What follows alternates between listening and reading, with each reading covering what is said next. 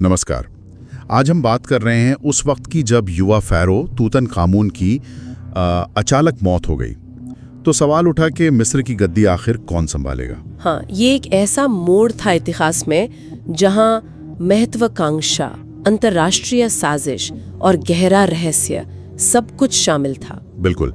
और आज हम लाइफ साइंस के एक लेख के जरिए इसी उथल पुथल भरे दौर को समझने की कोशिश करेंगे। हमारा मकसद ये जानना है कि तूतनखामुन के मौत के बाद जो लगभग 1327 से 1323 ईसा पूर्व के बीच हुई और जिनका कोई वारिस भी नहीं था, तो उनके बाद सत्ता कैसे बदली। हाँ, तो चलिए इस मामले की तह तक जाते हैं कि आखिर तूतनखामुन की मौत के ठीक बाद हुआ क्या। देखिए, तूतनखामुन की मौत किसी ने सोची नहीं थी, एकदम अप्रत्याशित, और इसने मिस्र में एक बड़ा सत्ता का संकट खड़ा कर दिया। सिंहासन खाली था। बिल्कुल। और जो व्यक्ति फौरन गद्दी पर बैठे वो थे फ़ारो आए। उन्होंने लगभग 4 साल राज किया। आए? ये कोई नए तो नहीं थे ना? नहीं, बिल्कुल नहीं। ये कई सालों से एक बहुत वरिष्ठ शाही अधिकारी थे। देखिए, कुछ सबूत भी हैं, जैसे उनका एक खिताब था ईश्वर के पिता। हाँ। इससे कुछ लोग अंदाजा लगाते हैं कि वो शायद नेफरतीती के पिता थे, वही नेफरतीती जो तूतनखामुन के पिता अखेनातेन की मशहूर पत्नी थी। अच्छा, तो शाही परिवार से एक नजदीकी रिश्ता था। हाँ, कह सकते हैं, एक मजबूत कनेक्शन। लेकिन अय्ये का गद्दी पर बैठना इतना आसान भी नहीं था। यहीं से कहानी में एक दिलचस्प मोड़ आता है ना? हाँ, बिल्कुल। वो प्राचीन पत्र जो हत्ती साम्राज्य में मिले, यानी आज के तुर्की में, उनसे क्या पता चलता है? उनसे एक सनसनीखेज नाटक का खुलासा होता है। ऐसा लगता है कि तूतनखामुन की विधवा रानी अंखेसेनामुन वो अय्ये को फ़ारो बनने से रोकने के लिए कुछ भी करने को तैयार थी। कुछ भी? जैसे कि? ये पत्र वाकई चौंकाने वाले हैं।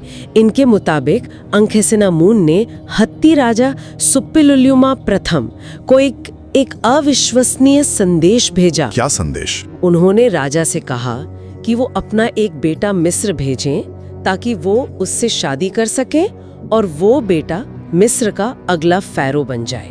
क्या एक विदेशी राजकुमार मिस्र का फ़ारो? ये तो... हाँ, राजा को भी पहले यकीन नहीं हुआ। ये मिस्र के इतिहास में कभी सुना नहीं गया था। लेकिन काफी सोचने के बाद आखिरकार उन्होंने अपने बेटे ज़ननज़ा को बेच दिया।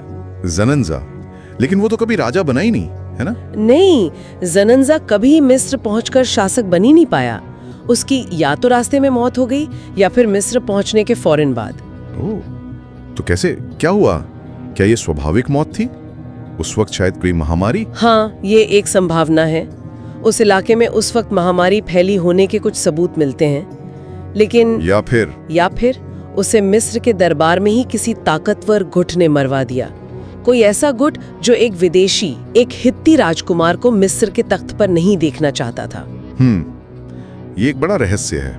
और अंखेसेनामुन, उनका क्या इरादा था इसके पीछे? इस पर भी अलग अलग राय है। एक नजरिया, जैसे इतिहासकार एडन डॉडसन का है, वो ये है कि ये अंखेसेनामुन की अपनी सत्ता बचाने की कोशिश थी। अपनी सत्ता कैसे? देखिए, एक विदेशी पति जो मिस्र के तौर तरीकों से अनजान होता, वो पूरी तरह रानी पर निर्भर रहता, जबकि अगर अय्ये या उनका बेटा नख्तमिन शासक बनते तो वो ज्यादा ताकतवर होते और अंखेसेनामुन को शायद किनारे लगा देते। अच्छा, तो ये निजी महत्वाकांक्षा का मामला हो सकता है। हाँ, ये एक संभावना है। लेकिन एक और नजरिया भी है। जॉयस टिल्स्ले जैसे इतिहासकार थोड़ी सावधानी बरतने को कहते हैं। बिल्कुल। वो सवाल उठाती हैं कि क्या ये वाकई शादी का प्रस्ताव था? क्या मिस्र के लोग, मिस्र का अभिजात वर्ग कभी किसी विदेशी को अपना राजा मानते?